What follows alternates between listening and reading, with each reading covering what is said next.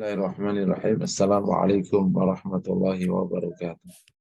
Alamin al-malik al-hakim asyhadu an la ilaha illallah wahdahu la syarika lah. Asyhadu anna Muhammadan abduhu wa rasuluh.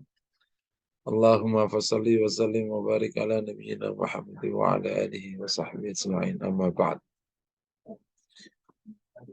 Jamaah yang dirahmati Allah beserta kuliah FAI yang dirahmati Allah, kita bersyukur kepada Allah pagi hari ini kembali bisa hadir dan bergabung di kuliah Formatif Institute dengan mata kuliah Al-Hikam. Semoga menjadi amal soleh yang diterima Allah Subhanahu wa Ta'ala. Kita langsung ke hikmah yang ke-39. Di depan sudah tampak hikmah ke-39 ya.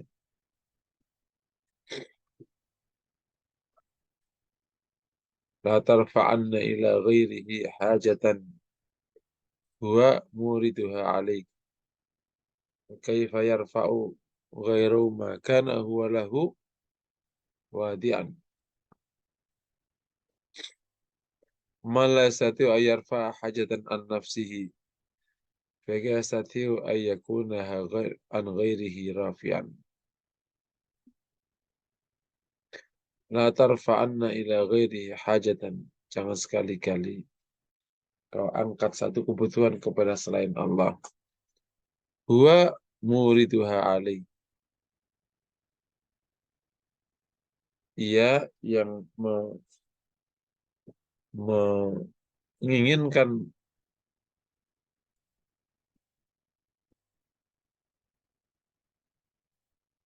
hajat itu atasmu. Fakaifa yarfa'u ghairahu makana huwa lahu wadi'an. Bagaimana diangkat hajat itu kepada selainnya padahal ia yang meletakkannya. Man la yastati'u ayyarfa'a hajatan an nafsihi. Barang siapa yang tidak mampu mengangkat satu kebutuhan dari dirinya, bagaimana dia bisa mengangkat satu kebutuhan dari selainnya. Intinya, jangan sekali-kali kita mengangkat satu kebutuhan kepada selain Allah. Ini melanjutkan yang kemarin. Tapi ini ditekankan satu analisisnya.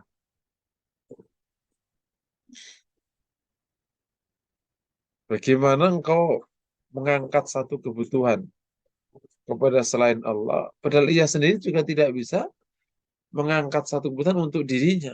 Nah, bagaimana engkau bisa meminta kepadanya?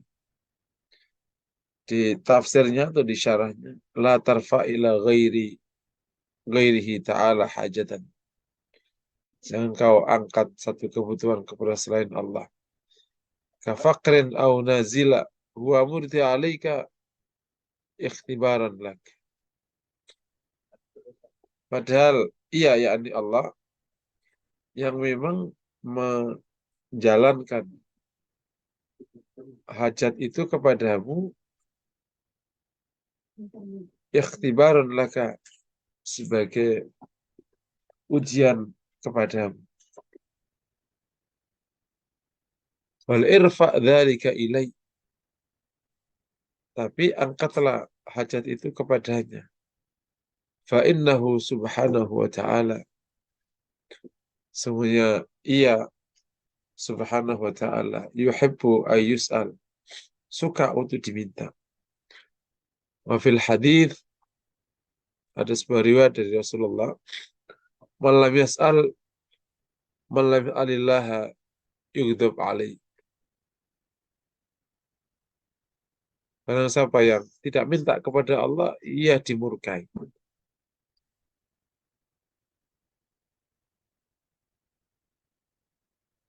Jadi kami ulangi lagi tentang kelanjutan dari kemarin, tentang bagaimana kita didorong untuk selalu minta kepada Allah dan hanya minta kepada Allah.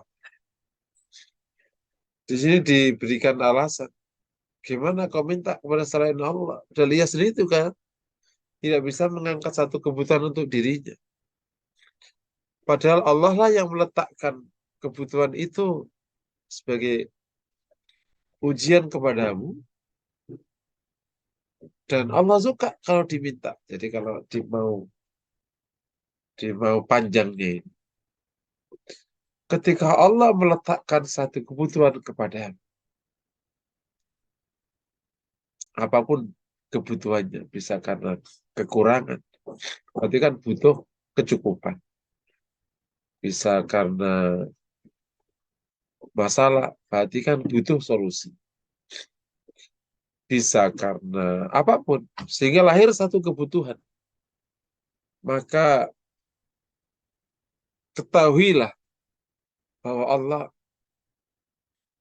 sedang mendorongmu untuk minta kepadanya. Maka mintalah kepadanya. Dan Allah suka kalau diminta. Jadi bagaimana kau minta kepada selain Allah? Padahal Allah yang meletakkan kebutuhan itu. Dan Allah suka diminta. Dengan bahasa lain, Allah memanggilmu untuk datang meminta kepadanya. Dengan diberikannya kamu kebutuhan. Allah memanggilmu untuk datang sehingga engkau memohon-mohon padanya. Dan Allah suka hal itu. Allah menginginkan hal itu dengan cara meletakkan satu kebutuhan padamu. Dan lahirnya kebutuhan itu karena ada masalah yang muncul. Oleh karena itu jangan sekali-kali kita mengangkat satu kebutuhan atau kita mohon satu kebutuhan kepada selain Allah.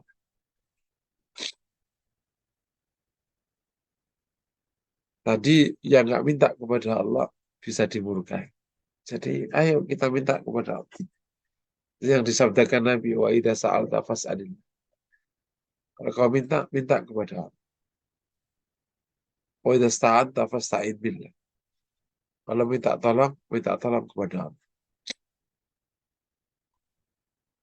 Nah, ini bab tampak sekali mudah. Tapi ini adalah pelajaran sangat penting sekali. Dan ini kalau di cabang iman itu masuk di dalam bab tentang harapan. Hanya berharap kepada Allah. Itulah yang bagus sekali. Wa ila rabbika farghab. Dan kepada Rabbmu maka berharap. Nah, mungkin orang bertanya, kalau gitu kita nggak boleh sama sekali mengajukan satu hal kepada yang lain, kepada selain Allah, yakni kepada makhluknya berarti. Dibolehkan dalam konteks muamalah, tapi tidak boleh dalam konteks akidah, sehingga membuat kita tergantung kepadanya, berharap sekali kepadanya. Iya, nggak boleh. Sekedar muamalah, karena memang muamalah basyariah, dicontohkan Nabi, bahwa dia bermuamalah sama orang, juga membuat syarat dan membuat perjanjian, mengutus Utsman, mengutus sahabat untuk menyelamatkan Utsman, itu semua dicontohkan Nabi sebagai asbab yang wajib kita jalankan. Selebihnya itu terserah Allah Subhanahu wa taala. Bagaimana kita memohon kepada selain Allah, padahal Allah lah yang meletakkan keperluan itu. Dan bagaimana kita mohon kepada selain Allah, padahal selain Allah tidak bisa mengangkat kebutuhannya sendiri kepadanya. Ya, kalau keperluannya aja nggak bisa dipenuhi, nggak bisa memenuhi, gimana aja memenuhi keperluan orang lain. Jadi sama makhluk tidak perlu saling meminta, tidak perlu saling mengangkat keperluan. Di sini kalau menggunakan pendekatan cabang iman, masuk di bab berharap. Jadi hanya betul berharap kepada Allah Ta'ala. Wa ila rabbika farghab. Nah, beberapa hal yang bisa menjadi ganjalan kita itu masih masih mengharap selain Allah. Itu yang pertama, saking lemahnya iman kita. Sehingga seakan-akan selain Allah itu mampu. Padahal sama-sama selain Allah. Dengan apa selain sama-sama makhluk. Makhluk tetap makhluk. Sehebat apapun tetap makhluk. Dia tidak bisa mengerjakan apa-apa kecuali atas izin, atas kehendak, atas perintah Allah Subhanahu wa Ta'ala. Saking lemahnya iman, mirip lemahnya mata. Jadi apa pepohonan-pepohonan itu seakan-akan bisa, padahal kecil. Itu penyakit apa itu? Kayak vertigo misalnya. Dunia ini diam, barang ini diam. Bagi dia muter-muter. Jadi pandangannya menjadi salah. Nah, lemah iman menyebabkan lemah mata hati. Basirohnya lemah atau bahkan mati. Dampaknya justru menganggap makhluk Allah ini kuasa dan bisa diminta. Yang kedua ini bisa jadi salah satu sebabnya hubungan dengan Allah nggak bagus. Hati ini emang hanya berhak kepada yang dekat. Bisa jadi hubungan dengan Allah itu jauh. Kalau jauh, ya jarang minta jadinya. Bahkan sampai nggak minta sama sekali. Lebih parah lagi kalau sampai menganggap Allah tidak kuasa atau naudzubillah min dzalik. Ada ungkapan di masyarakat bahwa mana buktinya? Kalau kita nggak kerja, yuk nggak makan. Nah, salah satu contoh betapa menuduh Allah nggak kuasa. Menuduh Allah tidak bagi rizki. Allah yang bagi rizki. Kalau orang menyelami hari-hari, pasti menemukan betapa Allah itu emang yang bagi rizki. Kita mengerjakan area yang Allah izinkan kita kerjakan. Ya, bisnis ketemu orang, bangun relasi, membuat produk, menjual. Tapi selebihnya kita nggak ngerjain apa-apa. Siapa yang gerakin mitramu itu mau kepadamu? Enggak kau. Siapa yang gerakin? Produk-produk itu bisa tersedia untuk semuanya Allah. Masya Allah.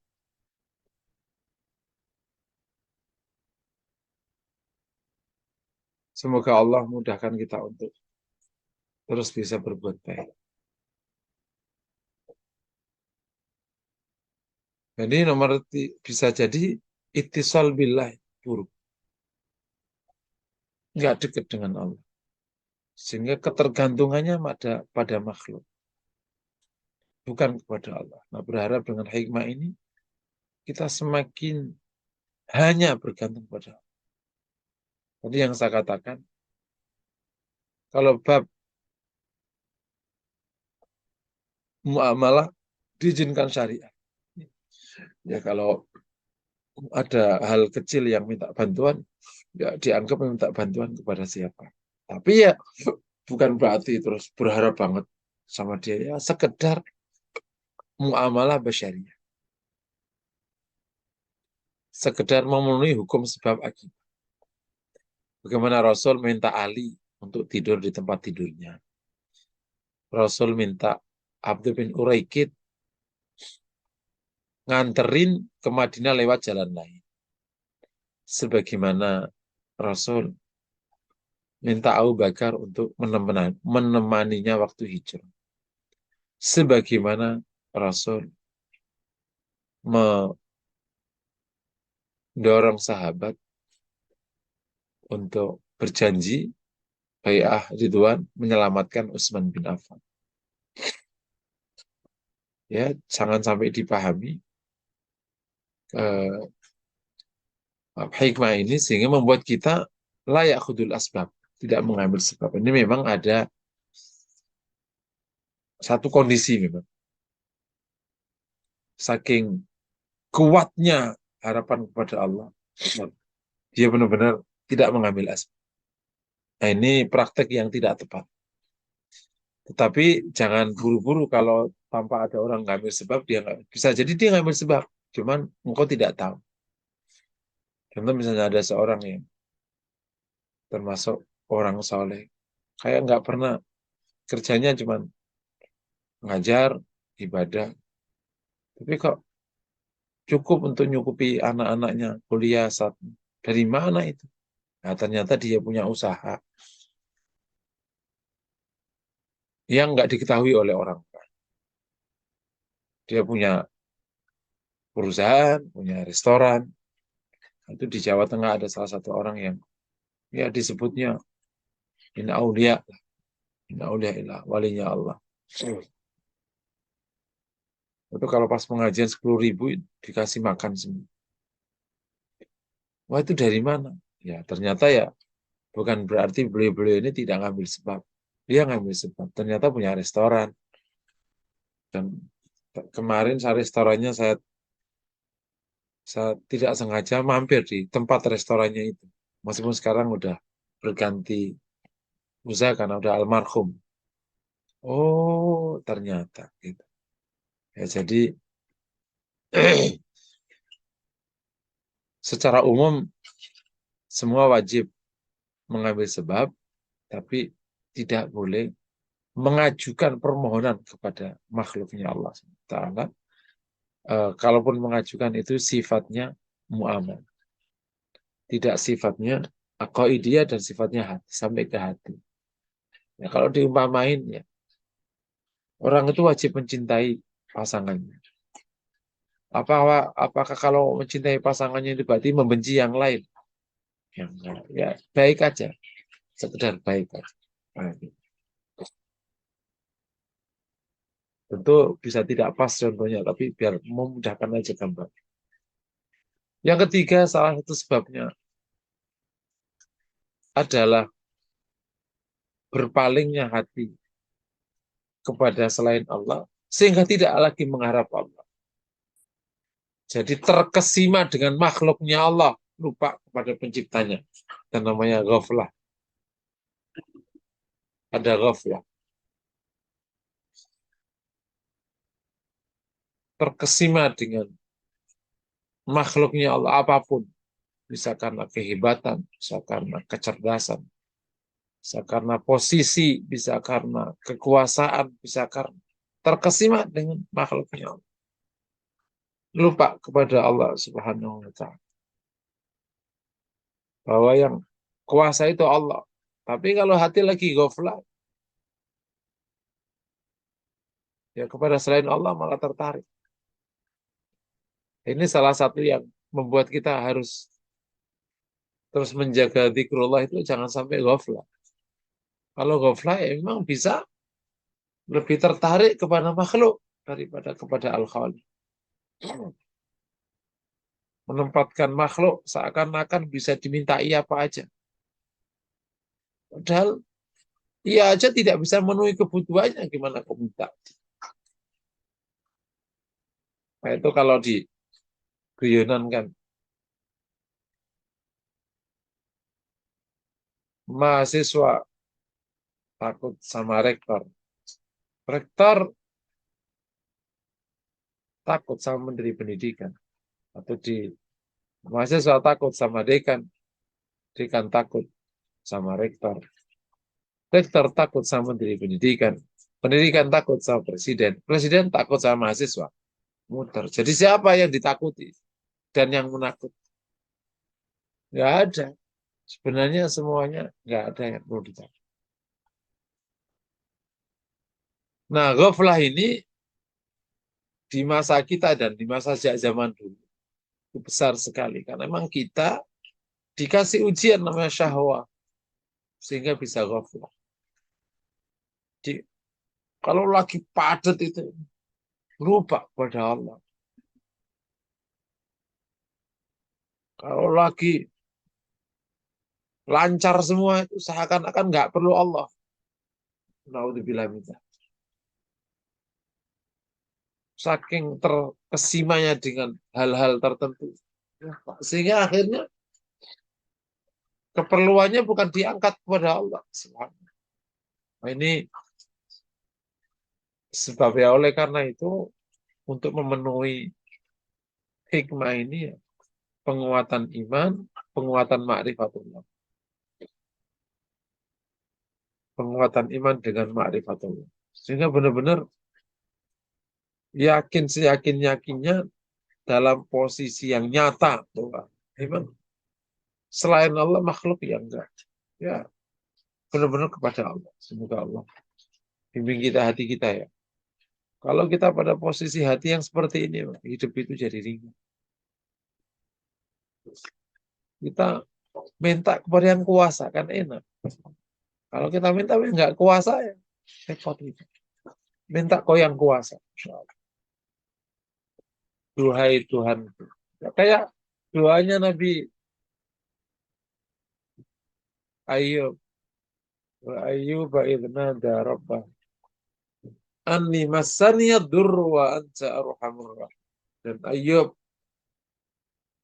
ketika memanggil-manggil Rabbnya, duhai Rabbku, saya sedang sakit. Saya ada masalah adur wa anta arhamur rahimin dan engkau yang maha pengasih dari semua yang pengasih. Jadi memohon kepada yang memang meletakkan ingin mengangkat satu keperluan kepada yang memang meletakkan keperluan itu. Jadi akhirnya semoga gampang dia. Bahkan Allah sudah mengatakan wa nahnu aqrabu ilai min hablil warid. Lebih dekat kepada daripada hablil. Gimana kok masih merasa jauh? Bukan karena Allah jauh. Kita yang menjauh. Bukan karena Allah tertutupi, kita yang menutupi diri kita. Karena Allah tidak bisa ditutupi. Kita menutupi ya. Kayak mat, tentu bukan kayak. Allah nggak bisa disamakan dengan siapa.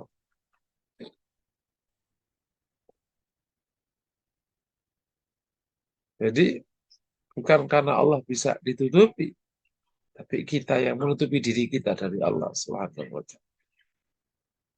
Allah Maha dekat. Jadi kita dekat. Apa aja minta kepada Allah. Karena Allah dekat dan Allah Maha mendengar. Allah Maha melihat. Allah Maha kuasa. Dan Allah Maha penyayang, Allah Maha pemberi, Allah Maha pengasih. Mas mau kepada mana lagi? Ya Allah. Angkat semua. Ini salah satu doa ya. Kita menjadikan di setiap kita kajian ya. Sering saya angkat. Ya Hayya Qayyum. La ilaha illa anta ilaika nastaghis aslih lana syu'unana kullah. Wa la takilna ila anfusina tarfata. Tuhan yang maha hidup, yang maha berdiri sendiri. Tiada ilah kecuali engkau. Kepadamu kami memohon-mohon. Kami memohon-mohon pertolongan. Nastaghis. Kami mohon-mohon diangkat masalah. Aslih lana syu'unana kullah. Perbaiki semua urusan. Urusan kita ini banyak sekali. Ya karena hidup ya banyak urusan. Ya urusan makan, urusan minum, urusan sehat, kerjaan, urusan karir, naik. Urusan ibadah, urusan amal soleh, urusan sedekah, urusan zakat, urusan tetangga, urusan istri, anak. Ribuan urusan. Baik duniawi atau ukhrawi. Kita minta diperbaiki. Masya Allah. Semoga Allah perbaiki. Kalau Allah sudah memperbaiki urusan kita, nggak ada satupun yang bisa memburukkannya. Tapi kalau Allah nggak mau, Allah melepas hal itu. Wah, nggak ada yang bisa menyelesaikan. Makanya kita doa, wala takilna ila anfusina tarfata ain. Jangan serahkan diri kami kepada diri kami sekejap pun. Gitu. Sekejap mata pun. Nggak bisa. Kita tidak bisa hidup tanpa perlindungan Allah. Tanpa rahmatnya. Wala ilaha min hakik. Jangan pula serahkan kami kepada salah satu pun dari makhluk. Enggak.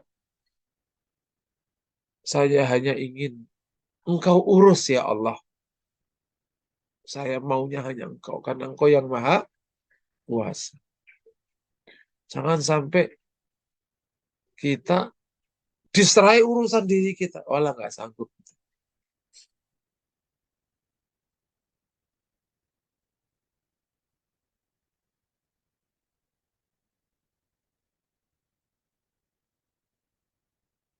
Jangan sampai kita menjadi hamba yang Allah tidak mengurus kita. Dilepaskan urusan kita kepada kita. Wah, ya jadi babak bundas kita. Tapi kalau kita jadi hamba yang diurus oleh Allah, makanya kita minta aslih lana syu'unana. Nah, salah satu cara agar kita diurus oleh Allah itu sebagaimana beberapa dasar. Intang surullaha yang surga. Kalau menolong Allah, Allah menolong akan itu. Urus agama Allah. Allah mengurusmu. Kalau kau ingin sehat, nggak repot, urus agama Allah. Kalau kau tidak menyibukkan urusanmu dengan urusan Allah, kamu akan disibukkan oleh Allah dengan urusanmu. Gitu. Ada aja masalah. Yang gigi copot, yang apa itu kutil, apa itu, yang di muka-muka, yang jerawat, yang linu. Gitu. Tapi kalau ada salah satu syekh di Saudi itu yang sampai umur 70 masih sehat, segar, bugar. Ditanya, Syekh, apa ini? Apa rahasianya? Seumur 70 masih segar, bugar, dan masih ceramah itu masih lantang. Ceramah. Jawabannya aku tidak menjalankan.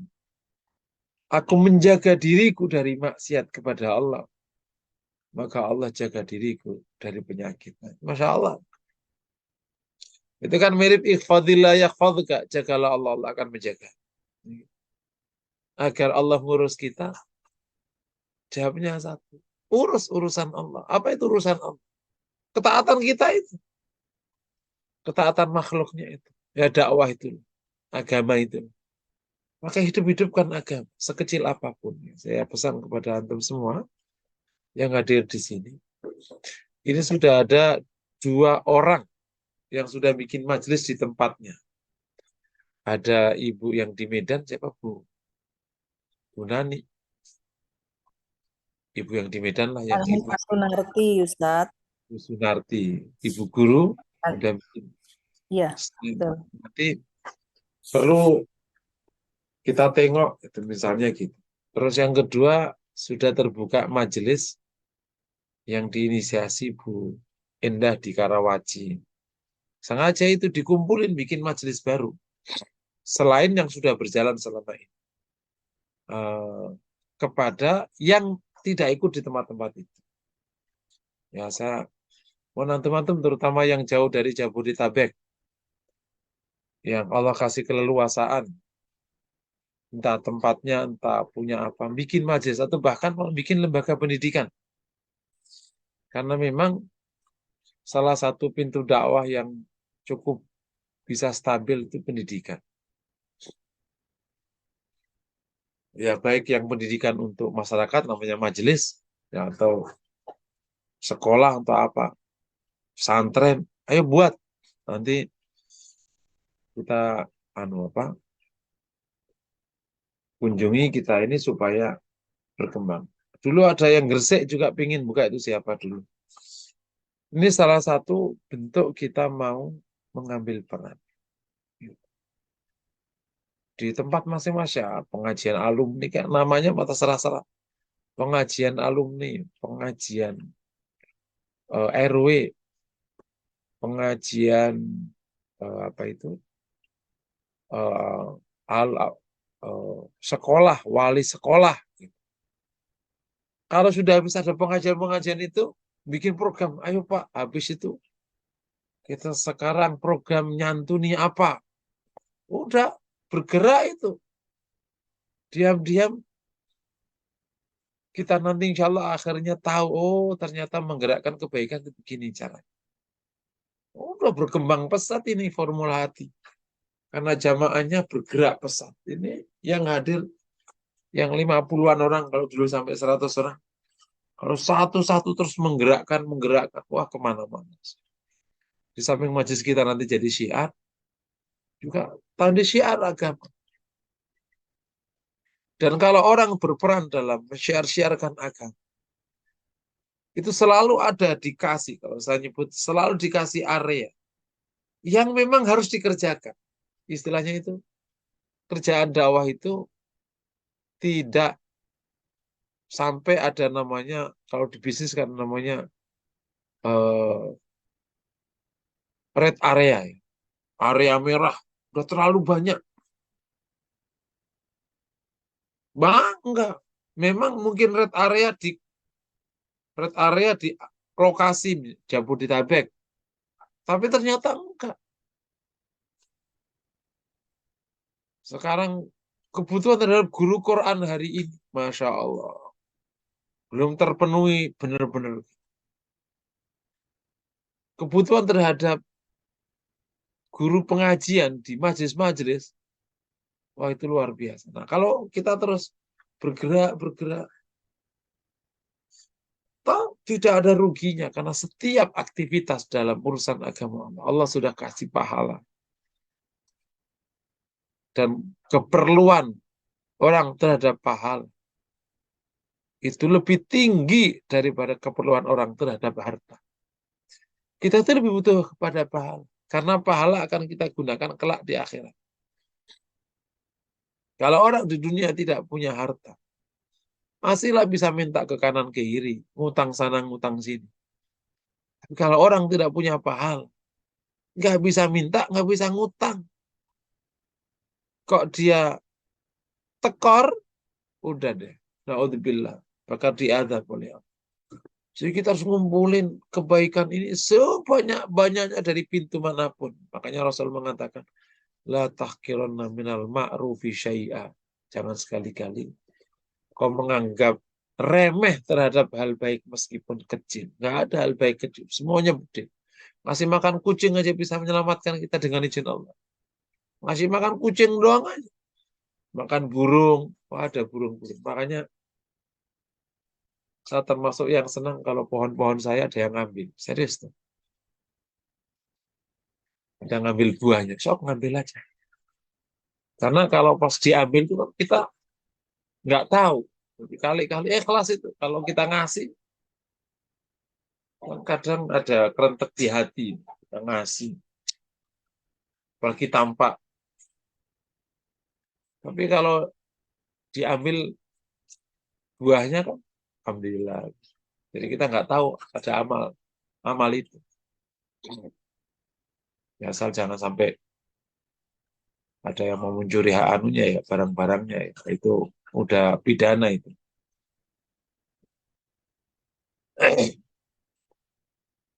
Jadi kami ulangi, Masya Allah,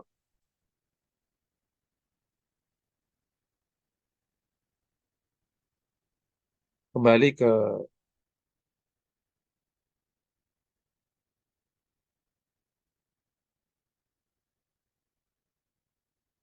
bab tentang bagaimana kita bisa menguatkan iman dengan ma'rifatullah. Sehingga itu emang hati hanya kepada Allah. Ya, untuk menguatkan lagi, ya berarti perlu ittisal kepada Allah ini bagus. dengan ibadah, dengan apa. Bisa dekat kepada Allah. Kalau dekat itu nanti harapannya hanya kepada Allah. Hanya kepada Allah.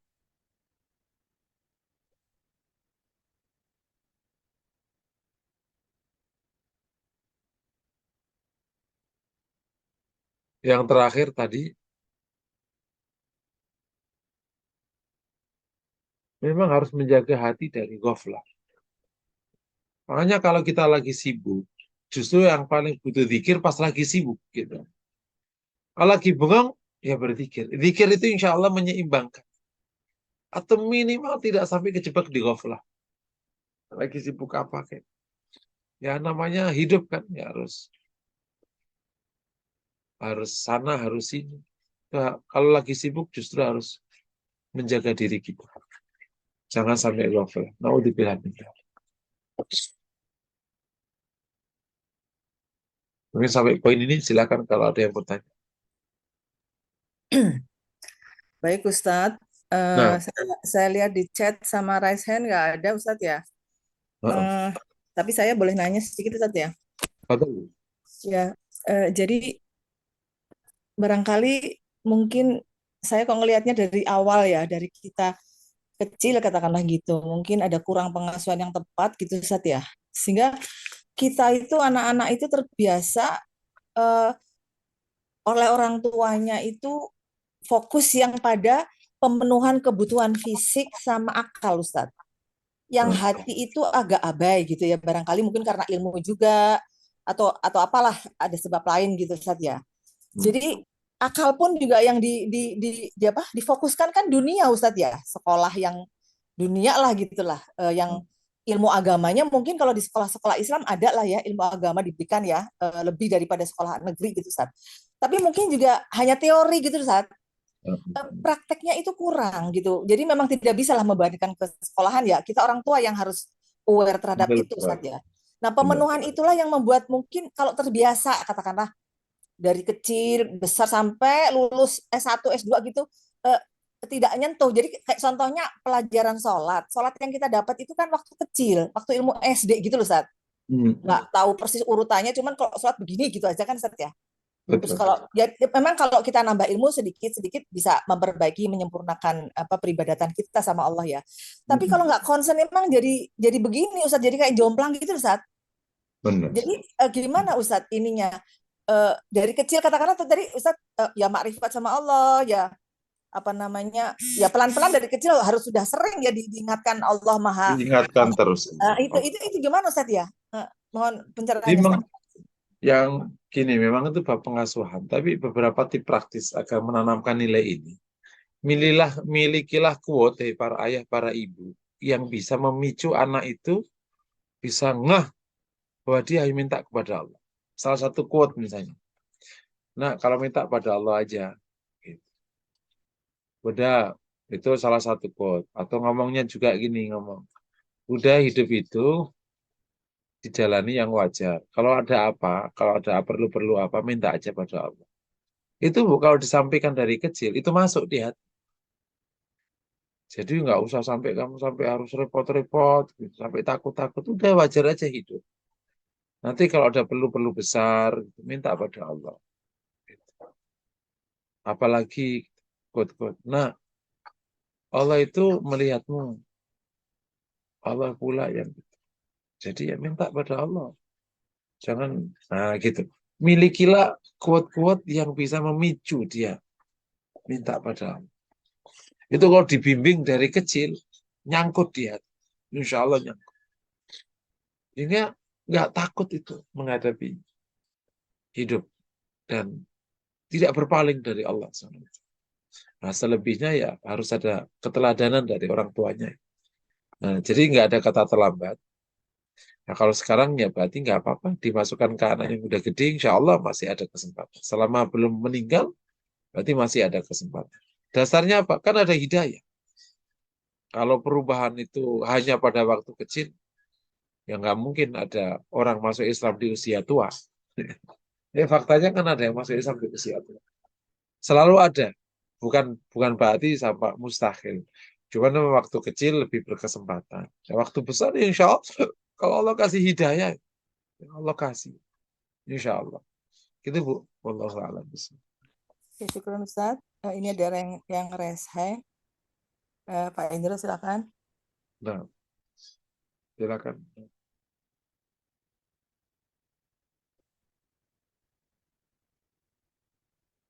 Ya, Assalamualaikum warahmatullahi wabarakatuh. Waalaikumsalam. Terima kasih Ustadz. Jadi, Alhamdulillah, subhanallah hari ini saya baru dengar mungkin pertama kalinya ya bahwa Ustadz tadi menyampaikan kebutuhan itu pun hajat seseorang itu pun yang menciptakan, yang memberikan itu Allah. Terus terang saya sampai dari belajar sampai sekarang belum pernah mendengar ini dan tentunya kalau mendengar ini harus ngaji ya Ustaz. Gimana kalau kita dari kecil nggak ngaji bisa tahu bahwa hajat pun itu Allah yang memberikan sehingga kita diuji dengan hajat itu apakah kita itu bergantung kepada Allah tadi Ustaz kan begitu ya. Nah, Betul.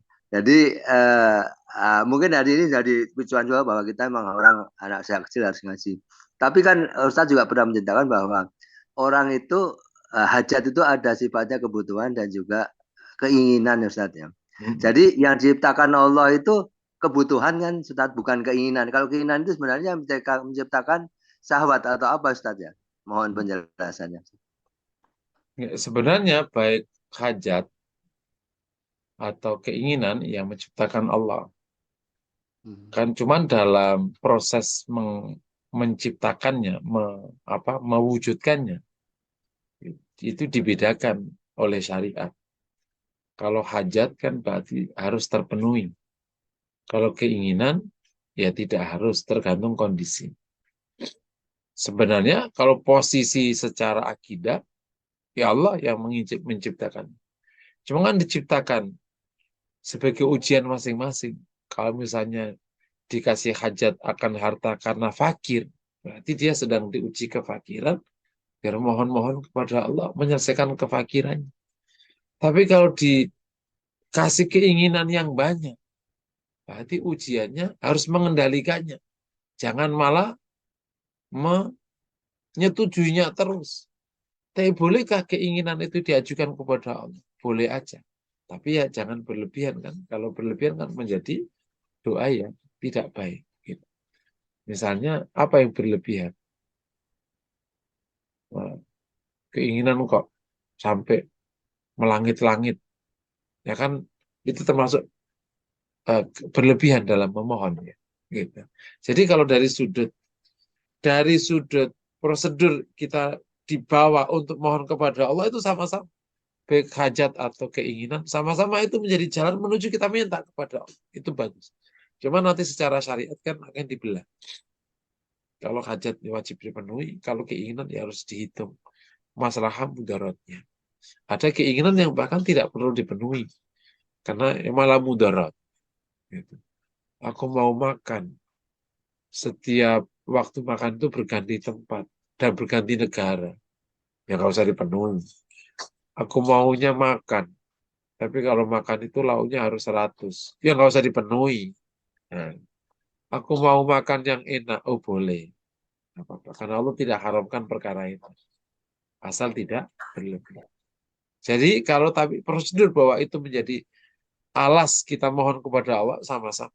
Nah, cuma lagi diprotek pemenuhannya, yaitu kan beda-beda.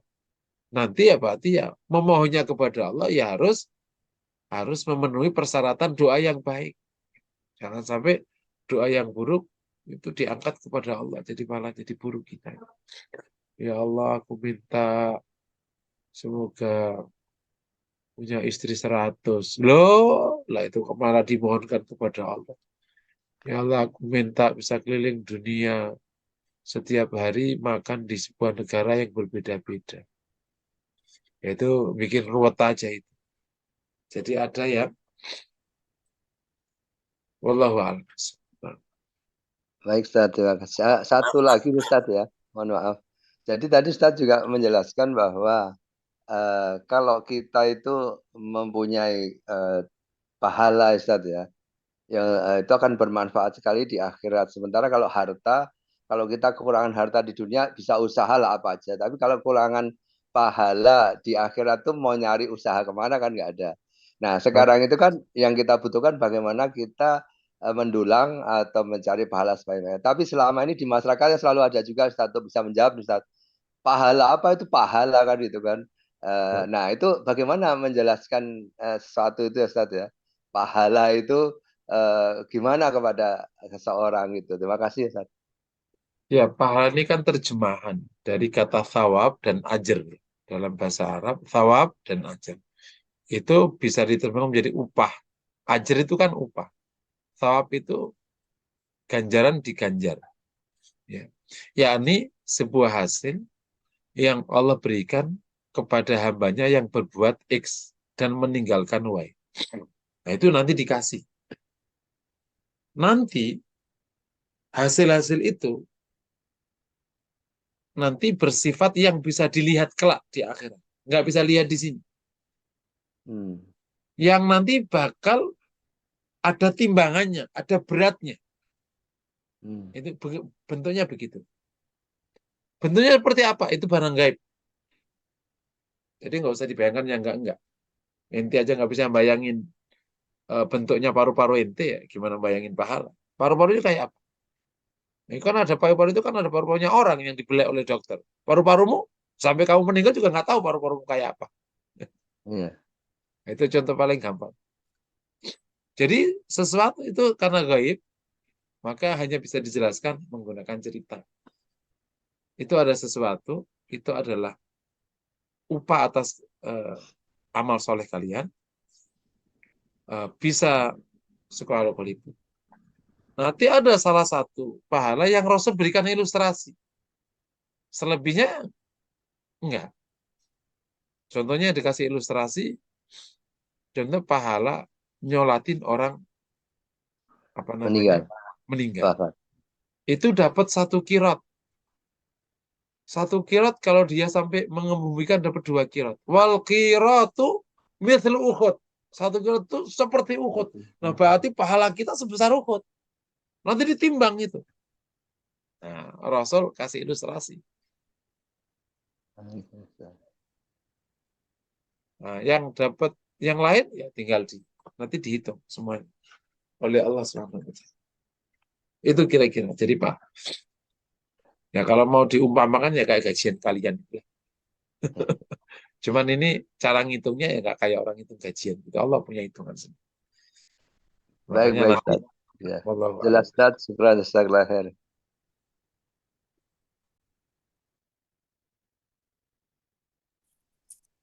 Tidak ada pertanyaan lagi, Ustaz. Waktunya sudah 7.19. Bagaimana? Mau nggak? Berarti ditutup. Mau nggak, Bu? Nggak apa-apa. Udah selesai materi. Ya, silakan Ustaz mendoakan kita semua, Ustaz, pada pagi ini sebelum ditutup. Silakan Ustaz. Monggo. Bapak Ibu yang dirahmati Allah, semoga materi ini sangat mendasar. Kita bisa latihkan ya, diri kita dan benar-benar suatu saat nanti kita benar-benar hanya mohon kepada Allah, bahkan selain Allah sama sekali udah enggak. Bagus sekali. Bismillahirrahmanirrahim. Alhamdulillahirabbil alamin. Alhamdulillah hamdan syakirin. Hamdan yafina wa mazidah ya Rabbana salli wa sallim. Barik ala nabiyyina Muhammad wa ala alihi wa sahbihi asma'in. Lama filana wa tib alaina inna qad tawwabin. Lana wa liwalidina warham kama rabbawna saghira. Allahumma ati nufusana taqwaha wa zakkiha anta khairu man zakkaha. Anta li maulaha. Allahumma hayya qayyum. La ilaha illa anta ilaika nastaghis asrina nashulana kullah. Wa la takilna ila anfusina tarfata ain. Allahumma hdina ila ahsanil akhlaq wa ahsanil a'mal. La yahdi li ahsaniha illa anta wasrif anna sayyi'aha la sayyi'ah. Allahumma nas'aluka al-huda wa tuqa wal afa wal ghina. Nas'aluka al-huda wa tuqa wal afa wal ghina. Rabbana atina fid dunya hasanah. Sallallahu wasallam ala Muhammad wa ala alihi wasallam. Billahi rabbil alamin. Amin. Rabbil alamin. Terima kasih Ustadz atas tausiahnya pagi ini. Baik teman-teman, kita akan akhiri dengan sama-sama membaca doa kafaratul majlis. Subhanallah wa bihamdihi asyhadu an la ilaha illallah. Mohon maaf jika ada kurang dalam penyajiannya pagi ini. Kami akhiri dengan Assalamualaikum warahmatullahi wabarakatuh. Waalaikumsalam. Waalaikumsalam.